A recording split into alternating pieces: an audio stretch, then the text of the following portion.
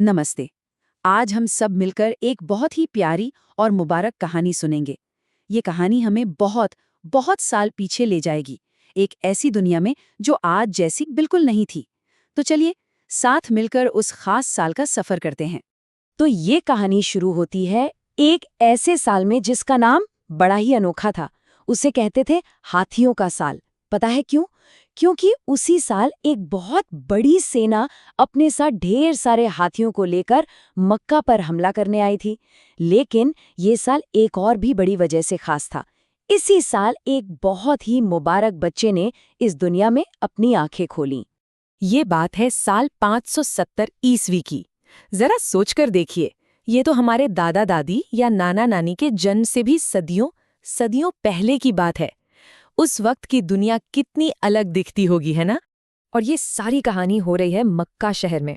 ये शहर रेगिस्तान के बीच बसा था और उस जमाने में एक बहुत ही पाक और जरूरी शहर माना जाता था। और यहीं पर वो सब कुछ होने वाला था।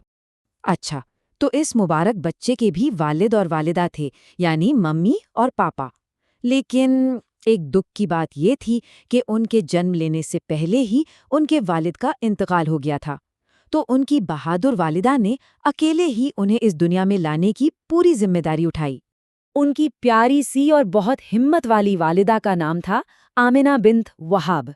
उन्होंने ही इस मुबारक बच्चे को जन्म दिया और फिर बड़े ही लाड प्यार से उनकी परवरिश शुरू की। और उनके वालिद, जिनसे वो कभी मिल ही नहीं पाए, उनका नाम था अब्दुल्ला इब्ने अब्दुल मुत्तलिब। तो हाथियों के उसी खास साल में मक्का शहर में एक बहुत ही नूरानी बच्चे का जन्म हुआ। नूरानी मतलब जिसके चेहरे पर एक अलग ही रोशनी, एक अलग ही चमक हो। और उनका नाम रखा गया मोहम्मद सल्लल्लाहु अलैहि वसल्लम। और पता है, सब लोग ये मानते थे कि वो बचपन से ही बाकी बच्चों से बहुत अलग और खास थे।